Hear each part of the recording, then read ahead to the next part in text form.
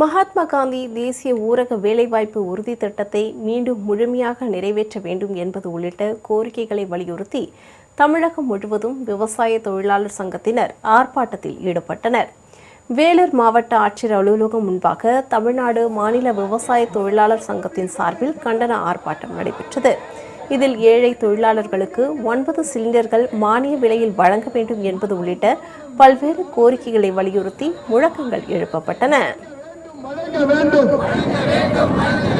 மாநிலத்துக்கு நிதி சுமை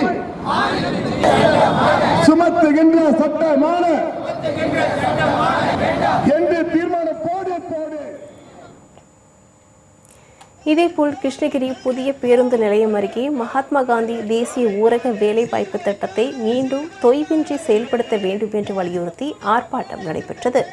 இந்த ஆர்ப்பாட்டத்தில் ஏராளமான தொழிலாளர்கள் கலந்து கொண்டு ஒன்றிய பாஜக அரசுக்கு எதிராக கண்டன முழக்கங்களை எழுப்பினர்.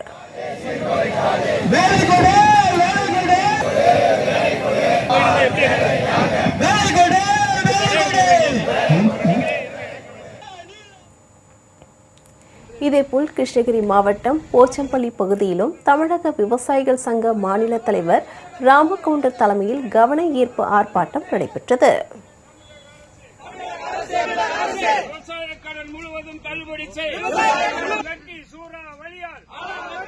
தமிழக முதல்வர் உடனடியாக விவசாய கடன் முழுவதும் தள்ளுபடி செய்ய வேண்டும். அது மட்டுமல்ல, முதல்வரை ரிசர்வ் பேங்க் மிரட்டக்கூடாது.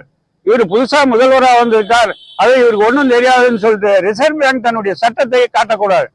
மகாராஷ்டிராவிலே கடன் தள்ளுபடி பண்ணார்கள், ரிசர்வ் பேங்க் எங்கே போயிருந்தது? உத்தரப்பிரதேசத்திலே கடன் தள்ளுபடி பண்ணார்கள், ரிசர்வ் பேங்க் எங்கே போயிருந்தது?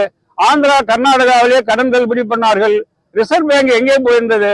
தமிழ்நாட்டில் கடன் தள்ளுபடிக்கு மட்டும் ரிசர்வ் பேங்க் கொடுக்க வர வேண்டிய காரணம் என்ன? இது உள்நோக்கத்தோடு ரிசர்வ் பேங்க் வருகிறது.